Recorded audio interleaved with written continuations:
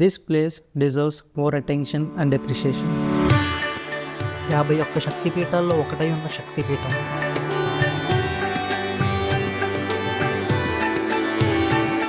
ఐదు పంచభూత లింగాల్లో పృథ్వీలింగం కలిగి ఉన్న పుణ్యక్షేత్రం.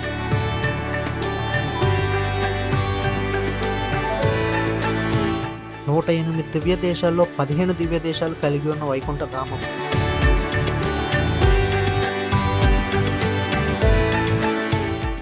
మోక్షం ప్రసాదించే 7 మోక్ష నగరాల్లో దక్షిణ భారతదేశం కలిగి ఉన్న ఏకైక మోక్ష నగరం.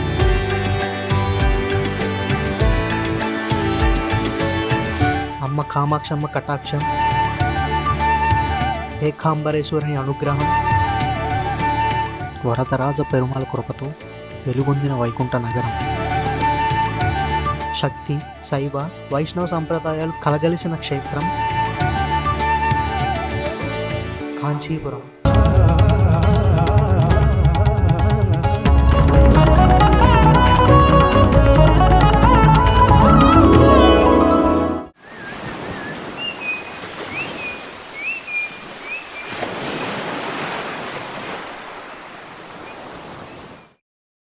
వీడియో స్టార్ట్ చేసే ముందు మనం కొంచెం మాట్లాడుకుందాం. ఈ వీడియో సంచారం అనే సిరీస్ లో first video and most important గా మన ఛానల్లో ఫస్ట్ మెయిన్ వీడియో. మన ఫస్ట్ వీడియో ఏ ప్లేస్ లో స్టార్ట్ చేద్దామా అని ఆలోచిస్తున్నప్పుడు నేను ఎంచుకున్న ప్లేస్ కాంచీపురం. కానీ కాంచీపురమే ఎందుకు? Let me tell you. Present మనం ఈ మోడర్న్ కల్చర్ లో ఎదుగుతూ ఎక్కడో మన రూట్స్ అండ్ అథెంటిక్ కల్చర్ ని మర్చిపోతున్నామని అనిపిస్తుంది. అండ్ ఇది నా పర్స్పెక్టివ్ మాత్రమే. ఏ గ్రంథాలకి ఏ పుస్తకాలకి లేని స్థాయి మన పురాణాలకు ఉందని నేను నమ్ముతాను.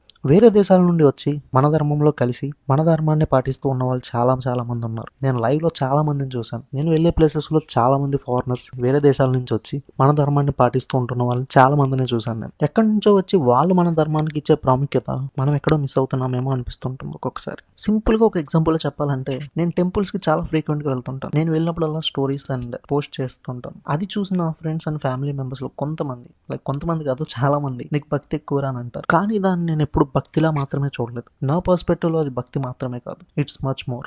నా వరకు ధైర్యం, మనశ్శాంతి, ప్రశాంతత, కోరికలు, ఇంకా ఎన్నో విషయాల కలయికే మీరనే ఈ భక్తి. మన పురాణాలు మన ధర్మంలోనే ఎన్నో ప్రాముఖ్యమైన కథలులాగా ఉన్నాయి. అక్కడ కథలు విన్నాక తప్పక కాంచీపురం కోసం ఒక వీడియో చేయాలనుకునేవాడిని. మన పురాణాలు, మన పూర్వీకులు, మన సంస్కృతి తెలిపే ఒకటైన ప్రదేశం ఈ కాంచీపురం. అందుకే ఈ కాంచీపురాన్ని మన ఫస్ట్ వీడియోగా ఎంచుకున్నాను.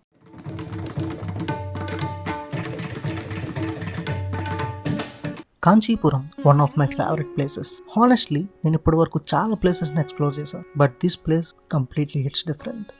కాంచీపురంలోకి మనం ఎంటర్ అవగానే ఒక డిఫరెంట్ వైబ్ని మనం ఫీల్ అవుతాం. ఒక అథెంటిక్ అండ్ పాజిటివ్ వైబ్ ఆటోమేటిక్గా మనం సరౌండ్ చేస్తుంది. కేవలం కాంచీపురంలోనే 200 నుంచి 365 గుళ్ళు ఉన్నాయని చెప్తారు. Every street has a temple. ప్రతి వీధిలోనూ అండ్ ప్రతి కార్నర్లోనూ ఒక డివోషనల్ వైబ్ ఉంటుంది. ఓంకార మంత్ర స్మరణ తలపించే గాలి. Trust me guys, you can feel this actual pure soul therapy. Let me tell you one thing, it's not just a devotion, it's much more. History, archaeology, culture కలిసి ఉన్న ప్రదేశం ఇది. ఇక్కడ అడుగడుగున ఒక లెగసీ ఉంది. It's time we give this place the appreciation and attention truly deserves. Kanchipuram is definitely not just a devotional destination, it's something more.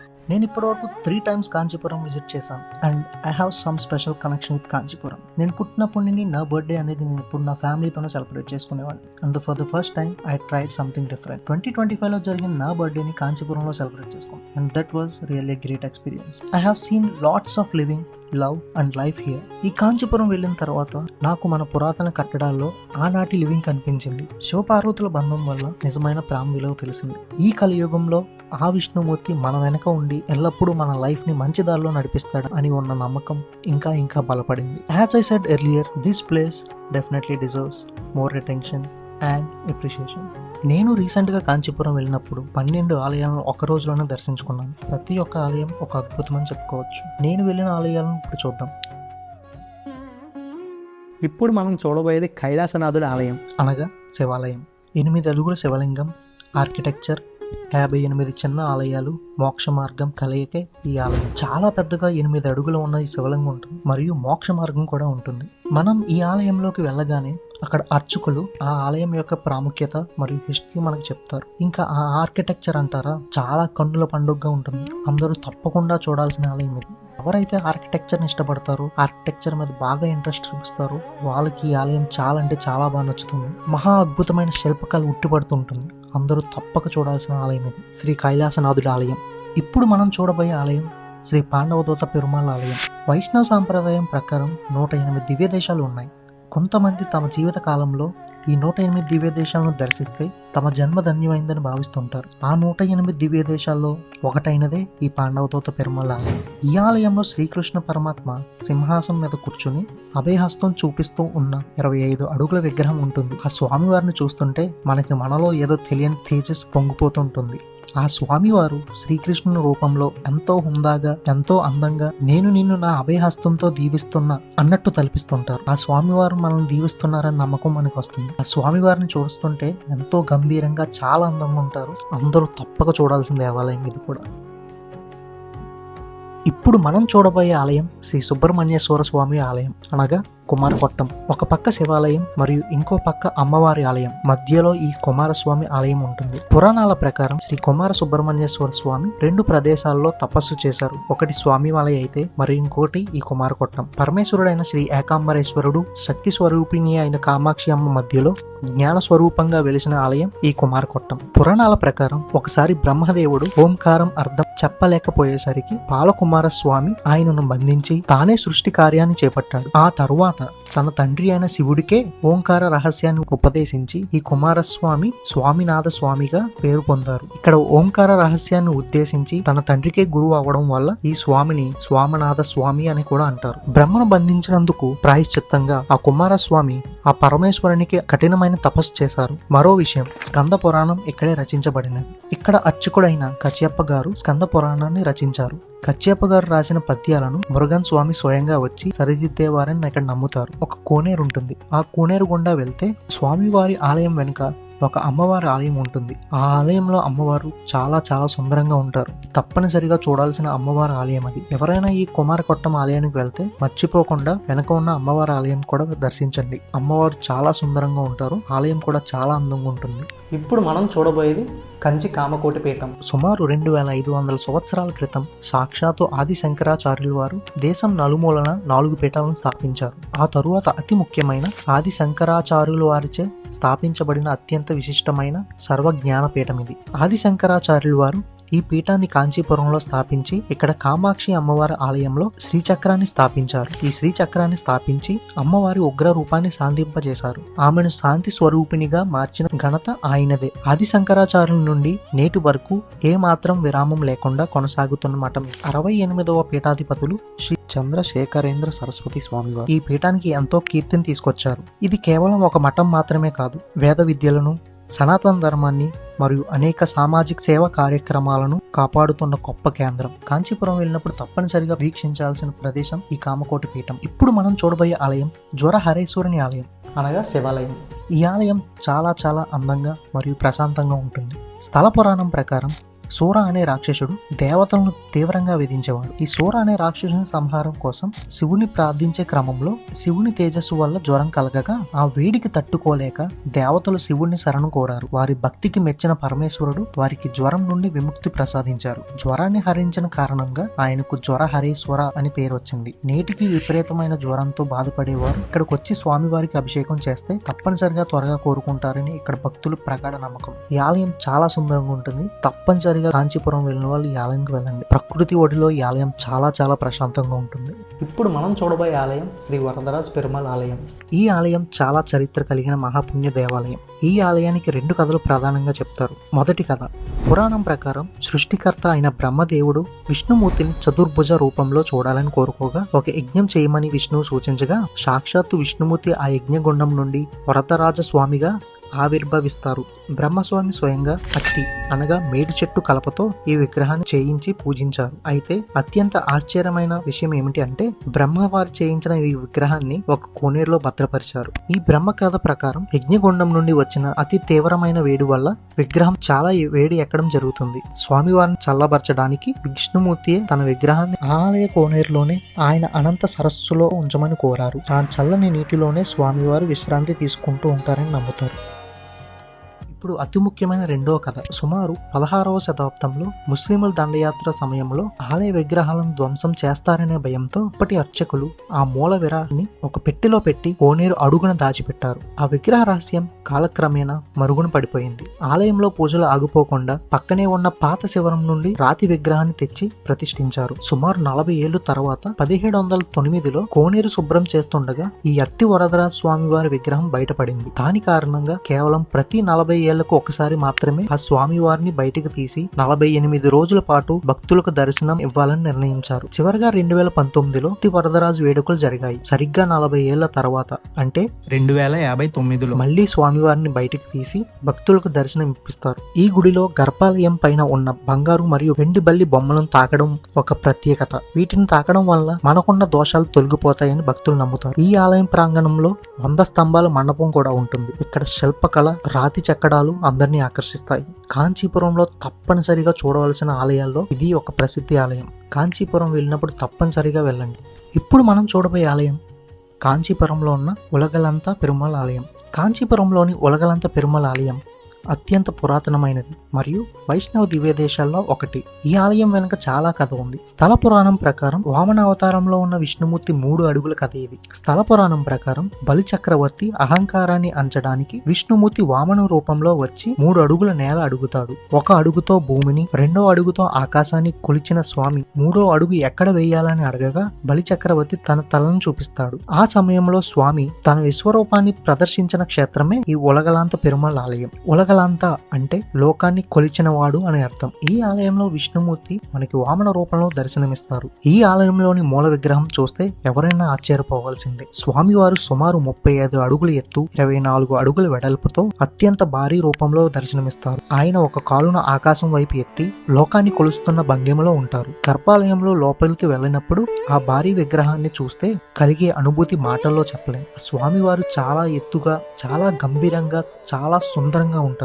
ఆ విశ్వరూపాన్ని చూసిన బలి చక్రవర్తి స్వామివారిని మళ్ళీ మామూలు రూపంలో చూడాలని కోరుకుంటారు. అప్పుడు విష్ణుమూర్తి అక్కడే ఒక చిన్న సన్నిధిలో ఆదిశేషునిగా అనగా పాము రూపంలో దర్శనమిచ్చారు. ఈ ఆలయం ప్రాంగణంలోనే 4 దివ్య దేశాలు ఉంటాయి. ఇప్పుడు మనం చూడబోయే ఆలయమే చిత్రగుప్తుని వారి ఆలయం. భారతదేశం మొత్తం మీద చిత్రగుప్తునికి ఉన్న అతి కొద్ది ఆలయాల్లో కాంచీపురంలో ఈ ఆలయం ఒకటి. కాంచీపురంలో ఈ ఆలయం అత్యంత పురాతనమైన ఆలయం.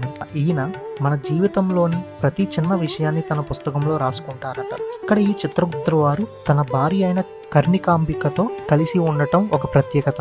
ఈ ఆలయం వెనుక ఒక రహస్యం ఉంది. 100 ఏళ్ల క్రితం శిథిలమై భూమిలో కలిసిపోయింది. కానీ 1911వ సంవత్సరంలో ఈ ప్రాంతంలో తవ్వకాలు జరుపుతుండగా అద్భుతమైన లోహ విగ్రహాలు బయటపడ్డాయి. అందులో చిత్రగుప్తుని మరియు ఆయన భార్య అయిన కర్ణికాంబిక విగ్రహాలు ఉన్నాయి. ఈ విగ్రహాలు చోళరాజుల కాలం నాటివని చరిత్రకారులు ధృవీకరించారు. ప్రస్తుతం మనం చూస్తున్న ఈ ఆలయంలో ఈ విగ్రహాలు దొరికిన తర్వాత పునర్నిర్మాణం చేయబడింది. కాంచీపురం వెళ్లిన వారు తప్పకుండా దర్శించాల్సిన ఆలయంలో ఈ అరుదైన చిత్రగుప్తుని మరియు కర్ణికాంబిక దేవాలయం ఒకటి. ఇప్పుడు మనం చూడబోయే ఆలయం కాంచీపురంలో ఉన్న కర్చపేశ్వర ఆలయం. ఈ ఆలయం పేరు వెనుక ఉన్న కథ అత్యంత ఆసక్తికరంగా ఉంటుంది. ఆ కథే తాబేలు రూపంలో ఉన్న విష్ణుమూర్తి శివుని పూజించిన కథ. పురాణాల ప్రకారం క్షీరసాగర మదనం సమయంలో మందర పర్వతం సముద్రంలో మునిగిపోతూ ఉండగా విష్ణుమూర్తి కూర్మావతారం అనగా తాబేలు అవతారం ధరించి ఆ కొండను తన వీపుపై మోశారు. ఆ సమయంలో కలిగిన అమితమైన శక్తి వల్ల విష్ణువులో అహంకారం కలిగింది. ఆ అహంకారాన్ని అణచడానికి శివుడు ఆ తాబేలును సంహరించి దాని చెప్పను తన కంఠములో ఉన్న ఎముకల మూలలలో మధ్యలో ధరించారు. తన తప్పు తెలుసుకున్న విష్ణుమూర్తి ఇక్కడ ఒక కోనేరును నిర్మించారు. దానినే కూరతీర్థం అని అంటారు. అందులో విష్ణుమూర్తి స్నానం చేసి శివుని ప్రార్థించారు. విష్ణువు పూజించిన ఈశ్వరుడు కాబట్టి ఈ పరమేశ్వరుని కచబేశ్వరుడు అని అంటారు. ఈ ఆలయానికి ఉన్న మరొక పేరు విందు ఇట్టు ఈశ్వరర్. శివుడు భక్తుడైన సుందరామూర్తి నాయరర్ తన శిష్యులతో కలిసి ఈ క్షేత్రానికి వచ్చినప్పుడు వారి ఆకలితో బాగా అలసిపోయారు. అప్పుడు శివుడు ఒక వృద్ధుని రూపంలో వచ్చి భోజనం పెట్టి ఆకలి తీర్చారని నమ్ముతారు. ఇప్పుడు మనం చూడబోయే ఆలయం కాంచీపురంలో ఉన్న ఇతోత్కారి పెరుమాళ్ ఆలయం. ఈ ఆలయానికి ఒక విశిష్టత ఉంది. ఈ గుడిలో ఒక వింత గమనించండి. సాధారణంగా విష్ణుమూర్తి కుడి వైపుకు తిరిగి పడుకుంటారు, కానీ ఇక్కడ స్వామివారు ఎడమ వైపుకు తిరిగి పడుకుని ఉంటారు. భక్తుడు పిలవగానే హడావిడిగా వచ్చి పడుకోవడం వల్ల ఇలా జరిగిందని ఇక్కడ నమ్ముతారు. ఇలాంటి విగ్రహం ప్రపంచంలో మరెక్కడ లేదని అంటారు. ఈ స్వామి వారికి ఒక కథ ఉంది. స్థల పురాణం ప్రకారం పూర్వం తిరుమలీసై అల్వార్ అనే ఒక గొప్ప భక్తుడు ఉండేవారు. ఆయన శిష్యుడైన కన్ని కనకన్ కూడా ఒక గొప్ప భక్తుడు. ఆ కాలపు రాజు తనను పొగుడుతూ పద్యం పాడమని కన్ని కన్నన్ను కోరాడు. కానీ ఆయన నేను భగవంతుణ్ణి తప్ప మనుషులను పొగడను అని నిరాకరించారు. కోపించిన రాజు కన్ని కన్నన్ను నగరం విడిచి వెళ్ళమని ఆదేశించారు. తన శిష్యుడు వెళ్ళిపోతుంటే అల్వార్ కూడా వెళ్లాలని నిర్ణయించుకున్నారు. వెళ్తూ వెళ్తూ గుడిలోని విష్ణుమూర్తితో ఇలా అన్నారు, నా శిష్యుడు వెళ్ళిపోతున్నాడు, నేను కూడా వెళ్ళిపోతున్నాను స్వామి, నీ పాము పరుపును చుట్టేసుకుని మాతో వచ్చేయ్ అని చెప్పారు. ఆశ్చర్యంగా సాక్షాత్తు ఆ పరమాత్ముడు తమ పాము పాన్పును చుట్టేసుకుని వారి వెంట వెళ్లారు. దేవుడు వెళ్లిపోవడంతో నగరం మొత్తం అంధకారంలో మునిగిపోయింది. తప్పు తెలుసుకున్న రాజు అల్వార్ మరియు తన శిష్యుణ్ణి క్షమించమని వేడుకున్నారు. అప్పుడు అల్వార్ స్వామిని ప్రార్థించి, స్వామి, రాజు తన తప్పును తెలుసుకున్నారు, మనం మళ్ళీ మన గుడికి వెళ్దాం పద అని అన్నారు. అప్పుడు స్వామివారు మళ్ళీ వచ్చి యథాస్థానంలో కొలుగుదేరారు. భక్తుడు చెప్పినట్టు చేశారు కాబట్టి ఆయనకు యథోత్కారి అని పేరు వచ్చింది. శేషశాయన రూపంలో ఉన్న విష్ణుమూర్తి విగ్రహాలు కుడి వైపుకు తిరిగి ఉంటాయి. కానీ ఈ ఆలయంలో స్వామివారు ఎడమ వైపుకు తిరిగి పడుకుని ఉంటారు. భక్తుడు చెప్పగానే చుట్టేసుకుని వెళ్లి మళ్ళీ వచ్చి పడుకున్నప్పుడు వేగంగా పడుకోవడం వల్ల ఇలా దిశ మారిందని భక్తులు నమ్ముతారు. కాంచీపురంలో ఉన్న విశిష్టమైన దేవాలయాల్లో ఈ దేవాలయం కూడా ఒకటి. కాంచీపురం వెళ్ళినప్పుడు తప్పక దర్శించండి. ఇప్పుడు మనం చూడబోయేది ఏకాంబరేశ్వర ఆలయం అనగా శివాలయం. కాంచీపురంలోనే ఉన్న అతిపెద్ద శివాలయం. మనకున్న పంచభూత లింగాల్లో ఒకటైన పృథ్వీలింగం కలిగి ఉన్న ప్రదేశం. ఈ ఆలయం ఆ పార్వతీ పరమేశ్వరుల ప్రేమకు ప్రతీక. ఇక్కడ ఆ పరమేశ్వరుడు సరకత లింగంగా మనకి దర్శనమిస్తారు. ఆ సరకత లింగం గురించి కథ చెప్పుకోవాలంటే అసలు ఈ ఆలయం వెనుక ఉన్న కథ చెప్తాను వినండి. పార్వతీ అమ్మవారు భూమి మీదకు వచ్చి ఒక మామిడి చెట్టు కింద మట్టితో శివలింగాన్ని చేసి పూజిస్తుంటారు. ఆ పరమేశ్వరుడు అమ్మవారి ప్రేమను పరీక్షించడానికి తన శిరస్సు మీద ఉన్న గంగ జార విడుస్తాడు. ఆ ప్రవాహానికి అమ్మవారు తన స్వహస్తాలతో స్వయంగా చేసిన పృథ్వీలింగానికి ఏమీ కాకుండా పార్వతీ అమ్మవారు ఎంతో ప్రేమతో ఆ శివలింగాన్ని హృదయానికి హత్తుకుంటారు. ఆ శివలింగమే ఈ ఆలయంలో దర్శనమిచ్చే ఈ పృథ్వీలింగం. మట్టితో చేసిన లింగం కాబట్టి ఇప్పటికీ ఆ శివలింగానికి నీళ్లతో అభిషేకం చేయరు, నూనెతోనే తైలాభిషేకం చేస్తుంటారు అని చెప్తుంటారు. పక్కనే ఒక రాతి లింగం ఉంటుంది. ఆ రాతి లింగానికి నీళ్లతో అభిషేకం చేస్తారని చెప్తుంటారు. ఈ ఆలయంలో మామిడి చెట్టు మరియు సహస్రలింగం కూడా ఉంటుంది. ఈ ఆలయంలో ఒక చోట 1008 చిన్న లింగాలు కలిగి ఉన్న ఒక పెద్ద లింగం కూడా దర్శనమిస్తుంది. అలాగే ఈ ఆలయంలో ఒక నారాయణ స్వామి కూడా ఉంటారు. 108 దివ్య దేశాల్లో ఒకటైనది ఈ నారాయణమూర్తి ఆలయం. ఎంతో ఎత్తైన గోపురాలు, 30 ఎకరాల ఆలయం, ఎంతో ప్రాముఖ్యత కలిగిన దేవాలయం. స్వయంగా పార్వతీదేవి తన స్వహస్తాలతో చేసిన మట్టి లింగం ప్రతిష్ఠించి ఈ ఆలయంలో ఉంటుంది. తప్పనిసరిగా ప్రతి ఒక్కరూ దర్శించుకోవాల్సిన ఆలయం ఇది. ఇప్పుడు మనం చూడబోయే ఆలయం కాంచీపురానికే ఆదినాడి, సకల చరాచర సృష్టికి మూలమైన జగన్మాత, కోరిన కోరికలను తీరుస్తూ ముక్తిని ప్రసాదించే కల్పవల్లి, ముల్లోకాలను ఏరే సర్వేశ్వరి మన అమ్మ శ్రీ కామాక్షం. ఈ కామాక్షమ్మ వారి ఆలయం మనకు ఉన్న 51 శక్తి పీఠాల్లో ఒకటైనది ఈ కామాక్షమ్మ వారి ఆలయం. పురాణాల ప్రకారం దక్ష యజ్ఞం సమయంలో సతీదేవి తన తండ్రి చేసిన అవమానాన్ని భరించలేక యజ్ఞంలో ప్రాణత్యాగం చేస్తారు. ఆగ్రహించిన శివుడు సతీదేవి మృతదేహాన్ని భుజాన వేసుకుని ప్రళయ తాండవం చేస్తుండగా లోక కళ్యాణం కోసం విష్ణుమూర్తి తన సుదర్శన చక్రంతో ఆ దేహాన్ని ఖండించారు. సతీదేవి శరీర భాగాలు పడిన ప్రతి చోట ఒక శక్తిపీఠంగా వెలిసింది. పురాణాల ప్రకారం కాంచీపురంలో అమ్మవారి నాభి భాగం పడిందని పురాణాలు చెప్తున్నాయి. అందుకే ఈ శక్తిపీఠాన్ని నాభిస్థాన శక్తిపీఠం అని పిలుస్తారు. ఈ శక్తిపీఠాన్ని ఏకాంబరేశ్వరుని వంటి అతి పెద్ద ఆలయంలో కూడా అమ్మవారికి విడిగా గర్భాలయం ఉండదు. కాంచీపురం మొత్తం అమ్మవారి స్వరూపమే అని, కామాక్షి అమ్మవారే అందరికీ మూలమని నమ్ముతారు. అందుకే అన్ని శివాలయాల ఉత్సవ విగ్రహాలు కూడా కామాక్షి అమ్మవారి ఆలయం చుట్టూ ప్రదక్షిణ చేస్తాయి. ఒకప్పుడు కామాక్షి అమ్మవారు చాలా ఉగ్ర రూపంతో ఉండేవారు. ఆ ఉగ్రత వల్ల చుట్టుప్రక్కల ప్రాంతాలు దహించుకుపోయేవి. ఆది శంకరాచార్యులు వారు కాంచీపురం వచ్చినప్పుడు అమ్మవారి ఉగ్ర రూపాన్ని శాంతింపజేయడానికి ఆమె గర్భాలయంలో శ్రీచక్రాన్ని స్థాపించారు.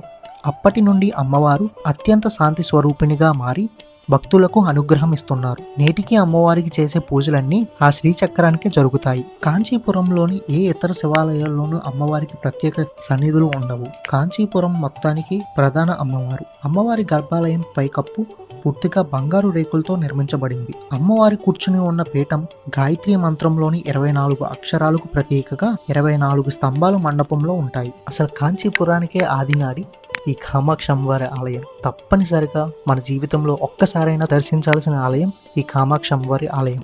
ఇవే నాకు తెలిసిన కొన్ని కథలు, నిశ్శబ్ద గోపురాల మధ్య వినిపించిన స్వరాలు. ఇదే నేను చూసిన కాంచీపురం. కానీ ఈ కాంచీపురంలో చూడని అద్భుతాలు ఎన్నో మిగిలే ఉన్నాయి. ప్రతి ప్రదేశం ఒక కథ, ప్రతి ఆలయం ఒక అనుభూతి. జీవితంలో ఒక్కసారైనా అందరూ తప్పక దర్శించాల్సిన ప్రదేశం ఈ కాంచీపురం.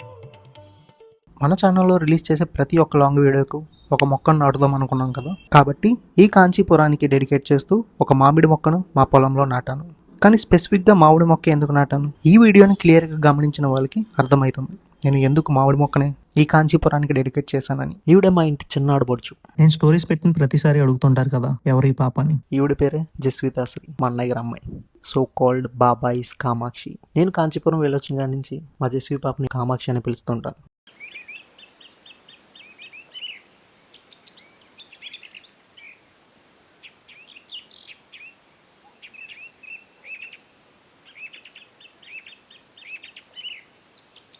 జెసిగాడ్ అంటే ఎవరు?